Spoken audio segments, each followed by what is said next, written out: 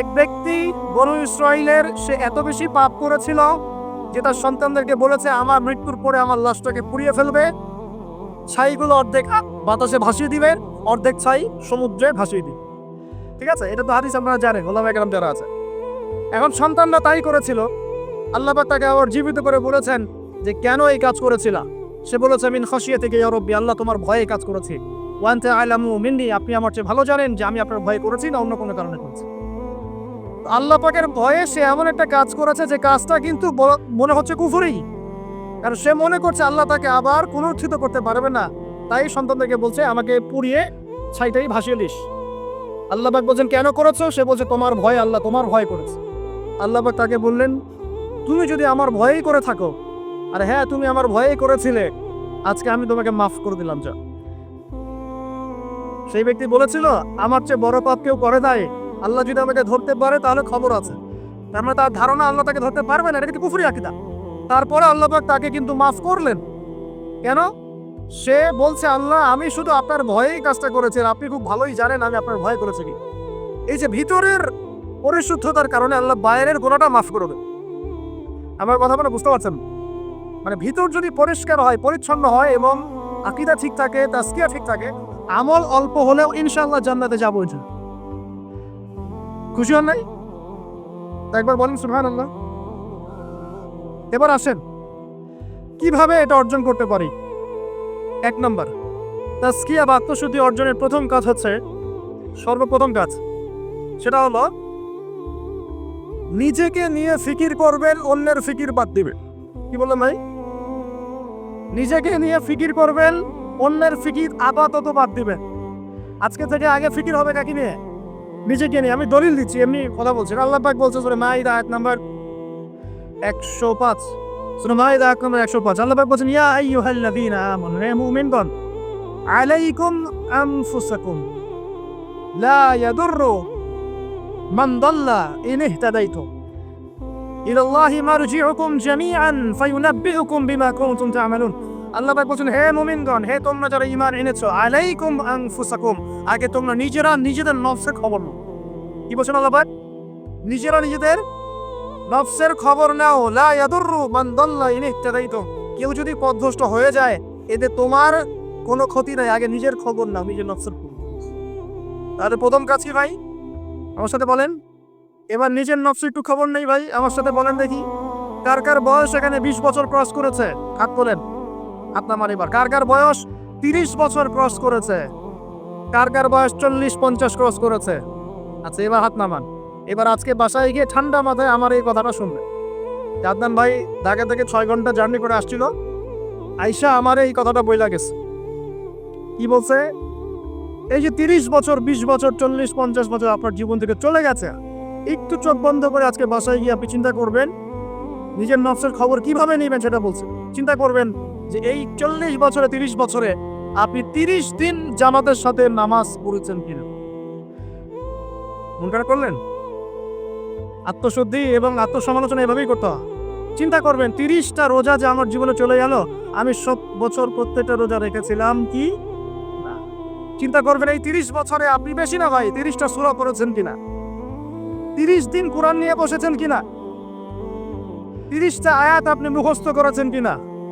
30টা আয়াত, মাত্র 30টা আয়াত, যেমন আলহামদুলিল্লাহি রাব্বিল আলামিন, আর রহমানির রহিম, মালিকি ইয়াউমিদ্দিন, এভাবে 30টা আয়াত আপনি মুখস্থ করেছেন কিনা, মাত্র 30টা। চিন্তা করবেন ঠান্ডা মাথায় 30টা হাদিস নবীজির পড়েছিলেন কিনা, সারা 30 দিন দান সৎকা করেছেন কিনা,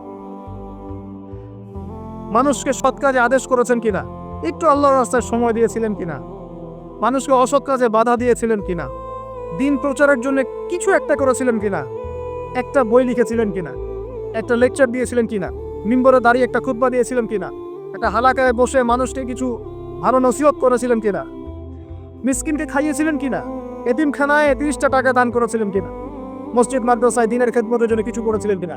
এই ফিকিরটা ভাই করা যাবে এটি বাসা গিয়ে? আমি জানি হয়তোবা আল্লাহ না করুক, কিন্তু হয়তোবা বেশিরভাগ মানুষের উত্তর আসবে কি হ্যাঁ না না। এখন আমাকে বলেন সমাজ পরিবর্তন হবে কিভাবে? বলেন এই মানুষগুলোকে দিয়ে। এই অবস্থার এই মানুষগুলোকে দিয়ে আপনার তাই মনে হয়? দেখেন ভাই, একটা কথা আমি আপনাকে বলে যাই, যে আমরা জীবন পেয়েছি একটা কথা ভাই, এরপর কোনো চান্স আসবে না। কথা সত্য না? এবং আমরা থাকতে চাই জান্নাতে। কোথায়? আমরা কোথায় যেতে চাই ভাই? এবার একটু আমার সাথে বলেন দেখি, সত্যি কি আপনার মনে হয়, সত্যি কি আমার আপনার মনে হয় যেভাবে জীবনযাপন করছি আমরা, এতে আমরা জান্নাতে যাব? অনেস্টলি কি আপনি বুকে হাত দিয়ে বলেন তো, আপনার কি সত্যি মনে হয় এই জীবনযাপনের মধ্য দিয়ে আমরা সত্যি জান্নাতে যেতে পারবো? ছেলেপেলে কিশোর জায়গায় যোগ দিচ্ছে, ছেলেপেলে টিকটক প্রজন্ম হয়ে গেছে, ছেলেপেলে মেয়েদের পিছনে আড্ডাবাজি করে টাঙ্কি মেরে বেড়া, ছেলেপেলে মেয়েদের সাথে ওপেন জেনা করছে, মেয়েরাও জেনা করছে। কিছু কিছু বদ মেয়ের স্বভাব এমন, সে চাচ্ছে যেন তার সাথে জেনা করা হোক। চুল খুলে নগ্ন হয়ে রাস্তাঘাটে ঘুরে বেড়াচ্ছে। বাড়ির মেয়েরা পর্দা করছে না, মা পর্দা করছে না, বোন পর্দা করছে না, স্ত্রী পর্দা করছে না। দিব্যি বাসায় সুদের টাকা ঢুকছে, হারামের টাকা ঢুকছে, দুর্নীতির টাকা ঢুকছে, ঘুষের টাকা ঢুকছে। সত্যি মনে হয় যে এইভাবে আমল করে আমরা জান্নাতে যেতে পারবো? অথচ আল্লাহ সৃষ্টি করেছেন আমাদেরকে তার ইবাদত করার জন্য। এই দুনিয়ার জীবনের সংক্ষিপ্ত হায়াত দিয়েছেন, মৌতের পর হয় জান্নাত পাবে জান্নাত, আর কোনো বিকল্প অপশন না। তাহলে ভাই আত্মশুদ্ধির দরকার নাই? তাহলে আজকে বাসায় গিয়ে এই ফিকিরটা করা যাবে? আমিও করবো ইনশাল্লাহ, আপনিও করেন, আমি নিজেও করবো ইনশাল্লাহ, আপনিও করবেন, যে এই 30-40 বছর আমরা করলামটা কি পারা যাবে ইনশাল্লাহ ভাই? এই চিন্তা যদি আপনার রাতের ঘুমটা আজকে হারাম করে ফেলায়, কালকে থেকে ইনশাল্লাহ এই ছেলেগুলো যদি সমাজ সংস্কার হবে, ইসলাম প্রতিষ্ঠা হবে ইনশাল্লাহ। কি যুবক ভাইরা হবে না ইনশাল্লাহ? আল্লাহ পাক কবুল করুন, বলি আমিন। 1 নাম্বার, নিজের চরকায় তেল দেওয়া। অন্যের কথা পরে, কে কি করে, নামাজ পড়ে কিনা, কে কি বলে লেকচারে, কার কি সমালোচনা করে, সব বাদ। আগে নিজের চিন্তা করবো। আলাইকুম আনফুসাকুম, নিজের নফসের খবর নাও বাস। এখন দেখলাম নিজের নফসের খবর ভালো না, তাহলে কি করণীয়? করণীয় হচ্ছে এই ফজরের রক্ত থেকে শুরু হবে। কালকের অপেক্ষা করবো না, ফজরের রক্ত থেকে শুরু হবে। আমরা উঠবো তাহাজ্জুদে ইনশাআল্লাহ, রাজি আছি? সুন্দর মতো ওযু করবো ইনশাআল্লাহ, ওযু করে কমপক্ষে 2 রাকাত নামাজ পড়বো ইনশাআল্লাহ। পরে আল্লাহর কাছে চোখের পানি ছেড়ে দিব, দিয়ে বলবো, আল্লাহ সারা জীবন যা করেছে আল্লাহ তুমি মাফ করো। কি আমিন বলেন? আরে আজিব এলাকা আসলাম রে ভাই, আপনাদের কোনো জাজবা নাই নাকি, চেতনা নাই নাকি? আমিন বলেন, আল্লাহ মাফ করে দেখ। এখন তো দোয়া কবুলের সময়, এখন যে দোয়া করবেন কবুল হবে ইনশাআল্লাহ, বিশ্বাস করছেন না? আমরা দোয়া করি অবিবাহিত যুবকদের আল্লাহ বিয়ের ব্যবস্থা করে দাও, সাবাস। আমরা দোয়া করি যে বেকার যুবক যারা, তাদেরকে আল্লাহ রিজিকের ব্যবস্থা করে দাও। আল্লাহ যেসব মেয়ে দিনী বোনদের বিয়ে শাদী হচ্ছে না, তাদেরও বিয়ের ব্যবস্থা করুন। আল্লাহ পাক যুবক ভাইদেরকে দিনের জ্ঞান অর্জনের তৌফিক দান করেন। সামনে হজের মৌসুম আসতেছে, অনেকে হজে যাবে ইনশাআল্লাহ, আমাদেরকেও যাওয়ার তৌফিক আল্লাহ দান করুন। আল্লাহ রাব্বুল আলামিন আমাদের যুবক ভাইদেরকে আগামী দিনে বাংলার জমিনে দিন কায়েমের জন্য কবুল করেন, আমিন। উলামায়ে কেরামের মধ্যে আল্লাহ মহব্বত বাড়ায় দেন। দলে দলে বিভক্তিগুলো বন্ধ করেন। দলে দলে বিভক্তি শুনলে আবার গা জ্বলা শুরু করে।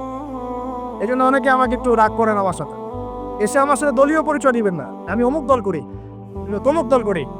দলে দলে তো বিভক্ত করে উম্মাটাকে বিভক্ত করে রেখে দিছে নাকি? হাজার হাজার ফেরকায় বিভক্ত করে রেখে দিয়েছে। কারোর সাথে কারো ভালো সম্পর্ক নাই, কিন্তু মুখে কিন্তু বলে যে আমরা সবাই এক, কিন্তু আদতে সেটা নাই। মনের ভিতরে যে কি পরিমাণ হিংসা আর বিদ্বেষ, সেটা তো মাঠে যারা চলাফেরা করে তারাই বুঝতে। বিভক্তি করে খুব ভালো জিনিস। হ্যাঁ, আপনি একটা মানে ফাউন্ডেশন করছেন বা অ্যাসোসিয়েশন করছেন বা পলিটিক্যাল একটা দল করেন, ইটস ওকে, এটা মানুষ করতে পারে। তাই বলে অন্যদের সাথে কি হিংসা বিদ্বেষ পোষণ করে বিভক্তি বাড়াতে হবে? সবার সাথে একটা হৃদ্যতাপূর্ণ সম্পর্ক রাখা যায় না? হ্যাঁ, আমিও মাশাআল্লাহ দিনের কাজ করছি, ওই ভাইও করছে মাশাআল্লাহ, আলহামদুলিল্লাহ। তার দ্বারা কিছু খেদমত হচ্ছে, আমার দ্বারা হচ্ছে, তার দ্বারা হচ্ছে। ইনশাআল্লাহ একদিন যখন আল্লাহ পাকের পক্ষ থেকে মনোনীত কোনো নেতা আসবে, তখন সবাইকে ঐক্যবদ্ধ করবেন ইনশাআল্লাহ। আল্লাহ পাক সেই নেতৃত্ব নিয়ে আসুন বলে আমিন। দোয়া করা যায় না? আল্লাহ পাক নিয়ে আসবেন ইনশাআল্লাহ। আর যদি দেখি যে আসছেই না, তাহলে নেতা হইতে হবে। যখন মাঠে নেতা নাই, তখন নেতা হতে হবে। নেতা হওয়ার আপনারা যোগ্যতা অর্জন করেন, পড়াশোনা করেন। কোরআনে কিন্তু নেতৃত্বের 2টা বৈশিষ্ট্য বলা আছে, কয়টা ভাই? তানুতের কথা মনে আছে? তানুত আর জানুত, সূরা কোন সূরা আছে বলেন? কেউ বলতে পারবে? এই যুবক সূরাটা বলো, কোন সূরা আছে? মাশাআল্লাহ, সূরা বাকারায়। শোনেন, বনু ইসরাইল মুসা আলাইহিস সালামের পরের নবীকে বলছেন, ওই নবীর নাম ইউশা বিন নুন, যে হে নবী আমরা আল্লাহর পথে জিহাদ করতে চাই। কি করতে চাই? এই শব্দ তো কোরআনে নাই, আসলে নাই। এই শব্দ বললে তো কিছু মানুষ খারাজি ফতোয়া মারা শুরু করে। বড় মুশকিল আছে এদেরকে নিয়ে। আমি আশ্চর্য একটা জিনিস, এবাদতকে সন্ত্রাস বানাই দিলেন কিভাবে? এবাদতকে সন্ত্রাস বানানো কিভাবে? পশ্চিমের টাকা খেয়ে? হ্যাঁ, পশ্চিমরা যা বুঝায় তাই বুঝতে হবে। ইসলামের সংজ্ঞা ব্যাখ্যা ওরা দিবেন, আমরা দিব। সুবহানাল্লাহ। ব্রিটিশ আমলে আমাদের বাপদাদারা যে ওদেরকে পিটিয়ে বের করেছিল, তারা কি সন্ত্রাসী ছিল? আমাদের বাপদাদা সন্ত্রাসী ছিল? বলেন তো। জুলুমের বিরুদ্ধে কেউ দাঁড়িয়ে গেলে সে সন্ত্রাসী হয়? এই যে 1971-এ আমাদের সাথে জুলুম হয় নাই, তখন বাংলার মানুষ যার যা ছিল তাই নিয়ে মাঠে নামে নাই, তো বাংলার সেই ফ্রিডম ফাইটাররা কি সন্ত্রাসী হয়ে গেছিল? প্যালেস্টাইনের ভাই বোন থেকে দীর্ঘদিন থেকে একদম স্টিম রোলার পিছায় খেলা হচ্ছে। রমজান মাসে দেখলেন কি হলো? রমজান মাসে বেচারা নামাজ পড়তে গিয়েছে, লাঠি পেটা করে মসজিদ থেকে বের করবে। আল আকসা মসজিদ ওর বাপের, মুসলমানদের। তো এখন ওই যে যারা একটু পাথর টাথর নিয়ে ঢিলাঢিলি করে, ওরা সন্ত্রাস হয়ে গেছে। আর যারা মুসলমানদেরকে পিটাই বের করে দিল, ওরা হলো মানবতার সেবক। এই সংজ্ঞা শিখায় আমাদেরকে। যাই হোক, বাদ দেন, ওদিকে না যায়। ওদিকে বললে আমি একটু মানে কি বলবো, কি বলে এটাকে, আউটবাস্ট হয়ে যায় আর কি। মানে ভিতরের ক্রোধটাকে দমায় রাখতে পারি। মাঝে মাঝে এমন হয় যে ভিতরের এগ্রেশনটা ধরে রাখতে পারি না, কিন্তু আপনাদের সাথে ধরে রাখতে হয়। কারণ কোনো কিছু না হওয়ার চেয়ে কিছু হওয়া ভালো, কোনো কিছু না হওয়ার চেয়ে কিছু হওয়া ভালো, এই স্বার্থ চিন্তা করে চুপ করে থাকি। কিন্তু একটা জিনিস মাথায় রাখবেন, আল্লাহ রাব্বুল আলামিন এই বিশ্বে পরিপূর্ণ ইসলাম প্রতিষ্ঠা না করা পর্যন্ত কিয়ামত দিবেন না ইনশাআল্লাহ। এই জিনিসটা মাথায় ভালো করে ঢুকায়নি।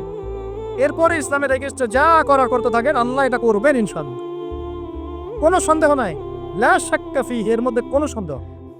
কার দ্বারা করবেন, কিভাবে করবেন, আল্লাহু আ'লাম বিস-সাওয়াব, আমরা জানি না। এখন তালুতকে আল্লাহ পাক মনোনীত করলেন। ইউশা বিন নুনকে বনু ইসরাইল বলছে আল্লাহর পথে আমরা যুদ্ধ করতে চাই, আমাদের জন্য নেতা দাও একটা।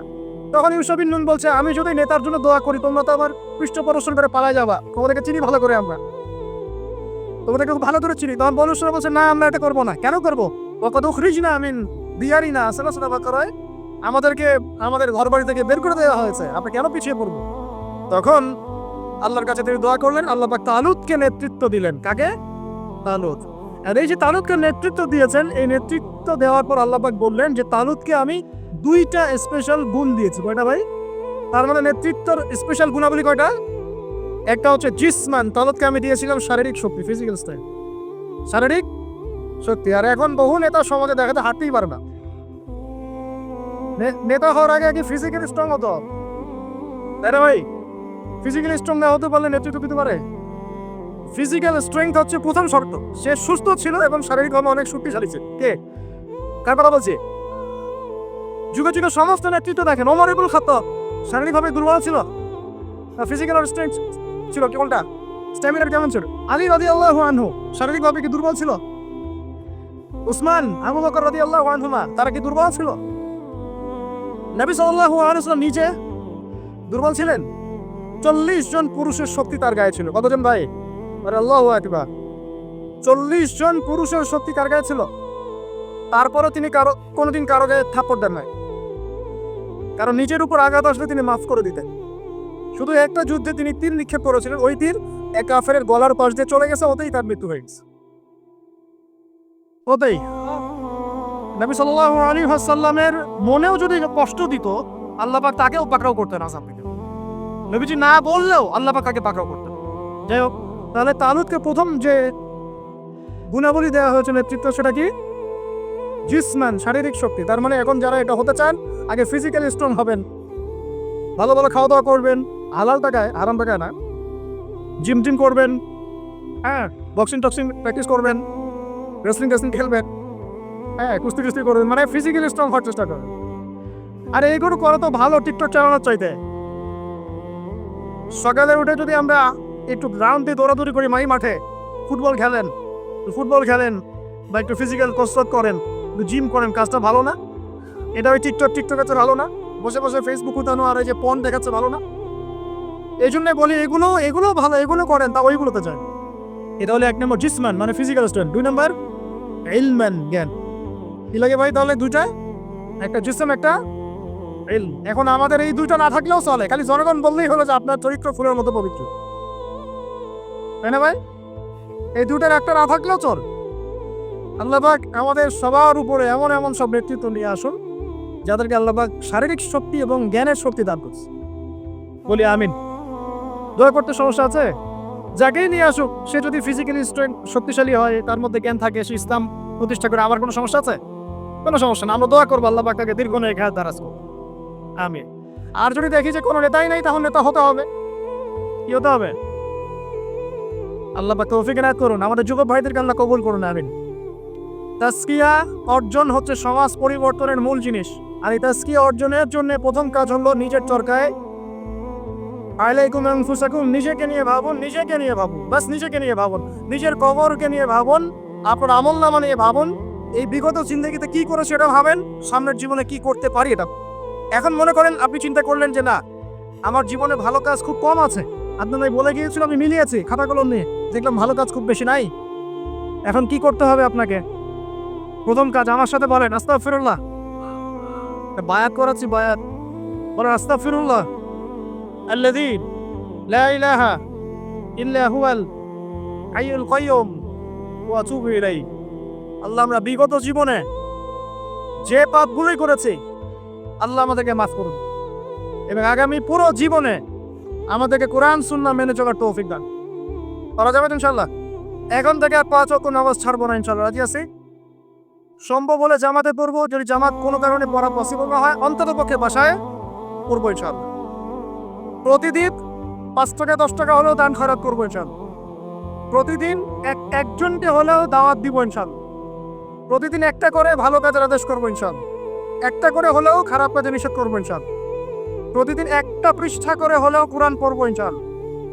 1 পৃষ্ঠা হলেও হাদিস পড়বো ইনশাআল্লাহ। 1 পৃষ্ঠা হলেও ইসলামিক কোনো বই পড়বো ইনশাআল্লাহ। আর গার্লফ্রেন্ডের নাম্বার মোবাইল থেকে ডিলিট করে দিব ইনশাআল্লাহ। ঠিক আছে ভাই? যত রকম আজে বাজে কাজ, আড্ডা মারা, এই পর্ন দেখা, হ্যাঁ, আপনার মাদকদ্রব্যের আসর, খারাপ ফ্রেন্ড সার্কেল, গুন্ডামি মাস্তানি, সব থেকে তওবা করলাম, আল্লাহ কবুল করুন। আমিন। আগে নাম্বার ডিলিট করে, এটা প্রথম কাজ। এই ফিতনা থাকলে সমস্যা। এটা কেমন ফিতনা আপনাকে বলাই, আমি বুঝাই, শোনেন। এটা এমন ফিতনা যে অবৈধ অবস্থাতেও ফিতনা সৃষ্টি করতে পারে, বৈধ অবস্থাতেও গতি। অতএব খুব সাবধান। নবী সাল্লাল্লাহু আলাইহি ওয়াসাল্লামের এই হাদিসটা মাথায় রাখেন। নবীজি বলেছেন, আমি পুরুষদের জন্য নারীদের চাইতে ভয়ঙ্কর কোনো ফিতনা রেখে যাচ্ছি না। ব্যাস, এখন কি করবেন? কলেজের সামনে দাঁড়িয়ে থাকবেন? আমি পুরুষদের জন্য নারীদের চাইতে ভয়ঙ্কর কোনো ফিতনা রেখে গেলাম না। কে বলেছেন? কে বলেছেন? আমি কি তার চেয়ে ভালো সমাজ বুঝবো? অতএব আমার পরামর্শ ভাই, ভালো কাজে ব্যস্ত থাকে, নিজের আমলনামা গোছান, পাপ ছেড়ে দেন, ভালো কাজে এবং দিনই কাজে মেহনতের সাথে থাকেন। সামর্থ্য হয়ে গেলে বিয়ে শাদী করে নেন। সামর্থ্য হয়ে গেলে বিয়ে শাদী করে নেন। একটা করবেন, একটা ভাই।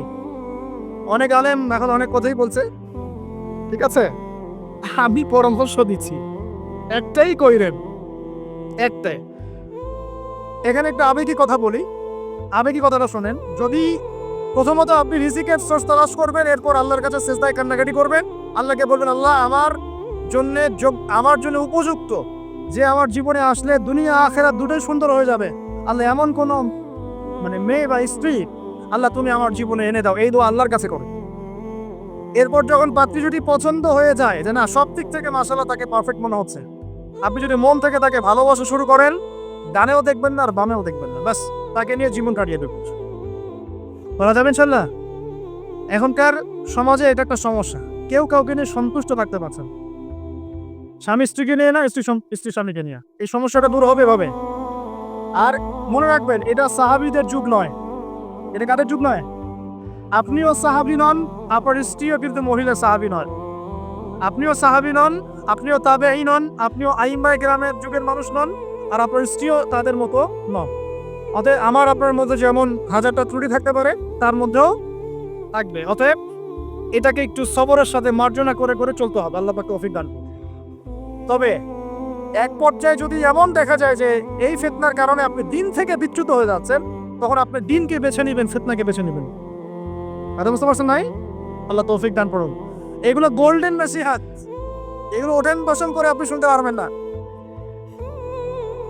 এগুলো লাভ ঝাপ মার্শাল আর্ট জিকির হয়, মার্শাল আর্ট। স্টেজের মাঠে কুমফু কেরাত খেলা হয়।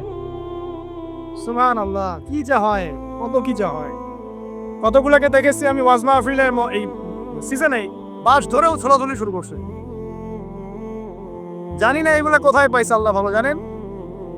আল্লাহ রাব্বুল আলামিন এটা কেন আমি বলি, সম্ভবত এখানে জিনের আসর হয়। কিসের হয়?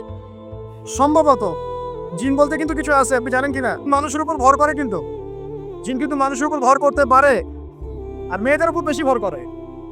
যারা বেপরদায় বাইরে যায়, এইসব মেয়ের উপর জিন বেশি ভর করে।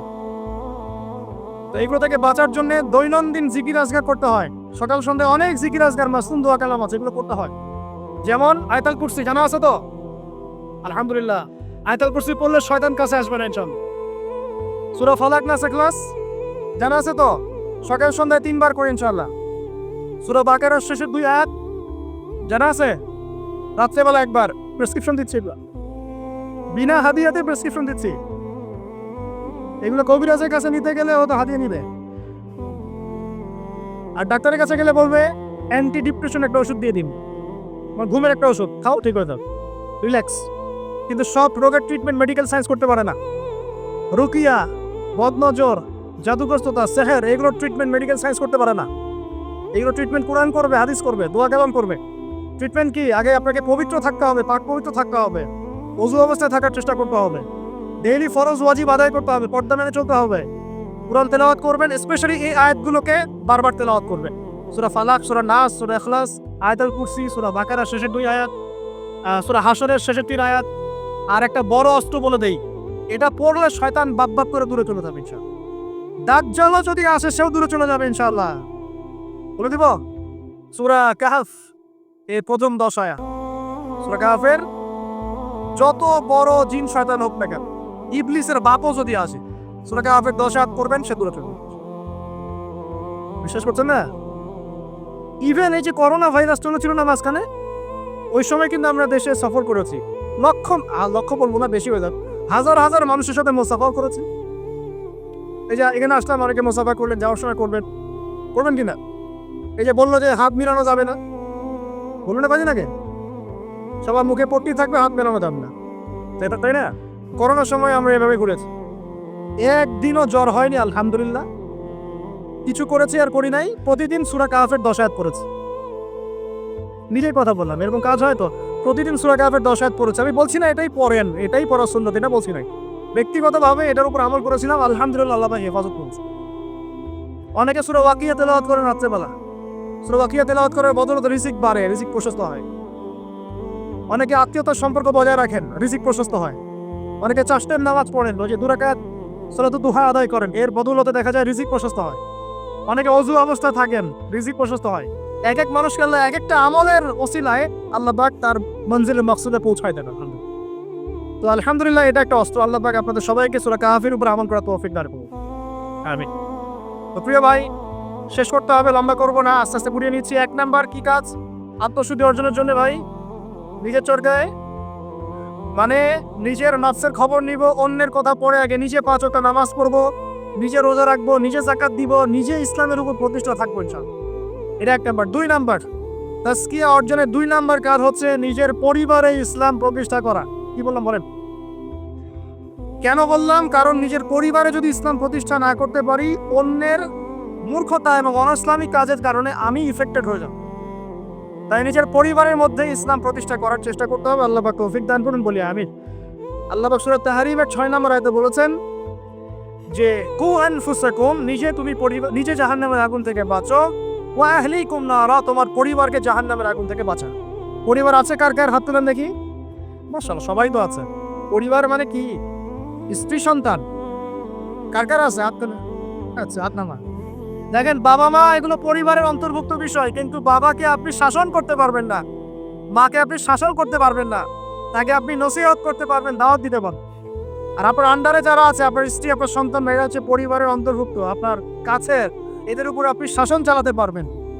অতএব যাদের পরিবার আছে, পরিবারের মধ্যে ইসলাম প্রতিষ্ঠা করার চেষ্টা করে, আল্লাহ পাক তৌফিক দান।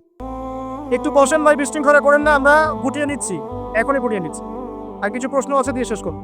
3 নাম্বার কাজ, আমার সাথে মনোযোগ দেন ভাই। 3 নাম্বার কাজ হচ্ছে নিয়মিত কোরআন তেলাওয়াত করা। নিয়মিত কোরআন তেলাওয়াত করা। আমার সাথে একটু ওয়াদা করেন তো ভাই, ডেইলি কমপক্ষে 1 ঘন্টা কোরআন তেলাওয়াত করবো ইনশাল্লাহ। পাওয়া যাবে? সবার বাসায় কোরআন আছে তো নাকি? কোরআন করতে পারি তো নাকি? যারা পারি না, আজকে নিয়াত করব, মসজিদের হুজুর আছে, ইমাম সাহেব আছে, মাদ্রাসার শিক্ষক আছেন, গিয়ে আপনি কোরআন পড়া শিখবেন ইনশাল্লাহ। পারা যাবে ইনশাল্লাহ? কোরআন তেলাওয়াত করে না শিখেন, আল্লাহর ওয়াস্তে কোরআন তেলাওয়াত করে না শিখে মৃত্যুবরণ করেন না। আল্লাহর ওয়াস্তে আল্লাহকে কি মুখ দেখাবেন আর নবীকে কি মুখ দেখাবেন চিন্তা করুন। কোরআন আল্লাহ নাজিল করেছেন কেন? আমাদের জন্য, গরু ছাগলের জন্য। কাদের জন্য? মানুষের জন্য না গরু ছাগলের জন্য? গরু ছাগলের হিসেব আছে? কার কার হিসেব হবে? মানুষ আর জিন। মৃত্যু আমাদেরকে বরণ করতে হবে, কবরে যেতে হবে আমাদেরকে, পুলসিরাত আমাদেরকে পার হতে হবে, কোরআন মানতে হবে আমাদেরকে। সেই আমরা যদি কোরআন তেলাওয়াত করে না শিখি ভাই, হবে? বিষয়টা হবে? আল্লাহ পাক আমরা সবাইকে কোরআন তেলাওয়াত শেখার তৌফিক দান করে। এখানে আমি অনেক বেশি জোর দিই, কারণ কি জানেন? কোরআন তেলাওয়াত শেখাটাই এবং নিয়মিত তেলাওয়াত করাটাই আপনার মনে ইসলামের প্রতি মহব্বত সৃষ্টি করবে ইনশাআল্লাহ। এরপরে আপনি ইসলামের জন্য জীবনও দিতে পারবেন ইনশাআল্লাহ। কিন্তু এই অবস্থায় পারবেন না। এই অবস্থায় একটা দাবরানি খালি উল্টা দিকে দৌড় দেওয়া শুরু করবে। এখন পারবেন না। এখন বলতে পারবেন হ্যাঁ নারায়ে তাকবীর, আল্লাহু আকবার, চলো রে, বাস। যখন মাঠে নামবেন, ওই দিক থেকে যখন কান্তে ডাকা আসবে, দেখবেন নাই আপনি শেষ। অতএব কোরআনের চর্চা তেলাওয়াত বেশি বেশি বাড়াতে হবে, আল্লাহ তৌফিক দান। 3 নাম্বার। 4 নাম্বার ভাই, দৈনন্দিন জিকির আজগার গুলো ছাড়বো না ইনশাআল্লাহ। দৈনন্দিন জিকির আজগার ছাড়বো না। কেমন? দৈনন্দিন 100 বার বলবো সুবহানাল্লাহ, বলা যাবে? 100 বার সুবহানাল্লাহ বললে 1000 নেকি হবে ইনশাআল্লাহ। দৈনন্দিন 100 বার বলবো আস্তাগফিরুল্লাহ ওয়া আতুবু ইলাইহি, পারবো তো ইনশাআল্লাহ? দৈনন্দিন কমপক্ষে সকালে 10 বার, সন্ধ্যায় 10 বার দরুদ ইব্রাহিম পড়বো ইনশাআল্লাহ, পারবো? দৈনন্দিন পড়বো সুবহানাল্লাহি ওয়া বিহামদিহি সুবহানাল্লাহিল আযীম, পারা যাবে? দৈনন্দিন পড়বো লা হাওলা ওয়ালা কুওয়াতা ইল্লা বিল্লাহ, পারবো? ডেইলি পড়বো লা ইলাহা ইল্লাল্লাহ ওয়াহদাহু লা শারীকা লাহ, লাহুল মুলকু ওয়া লাহুল হামদ ওয়া হুয়া আলা কুল্লি শাইইন কাদির, পারা যাবে? দৈনন্দিন পড়বো ইনশাআল্লাহ সুবহানাল্লাহি ওয়া বিহামদিহি আদাদা খালকিহি ওয়া রিদা নাফসিহি ওয়া জিনাতা আরশিহি ওয়া মিদাদা কালিমাতি, পারা যাবে ইনশাআল্লাহ? এই সুবহানাল্লাহ, আলহামদুলিল্লাহ, লা ইলাহা ইল্লাল্লাহ, আল্লাহু আকবার, এই যে দরুদ, এই যে জিকির আজগারগুলো আছে, এইগুলো প্রতিদিন করলে আল্লাহর সাথে সম্পর্ক গাঢ় হবে ইনশাআল্লাহ। জিকির করলে কি লাভ হয় আপনাকে একটু বলে দেই। জিকির করলে আল্লাহর সাথে কলবের সম্পর্ক তৈরি হয়। কি হয় ভাই? অন্তরের সাথে আল্লাহ পাকের সাথে একটা কানেকশন তৈরি হয়। জিকির যে ব্যক্তি ছেড়ে দেয়, তার অন্তরটা মরে যায়। আর মরা কলবের মধ্যে আল্লাহর নূর আসে না, জিন্দা কলবের মধ্যে আল্লাহর নূর আসে। তাহলে কলব জিন্দা হবে কিভাবে?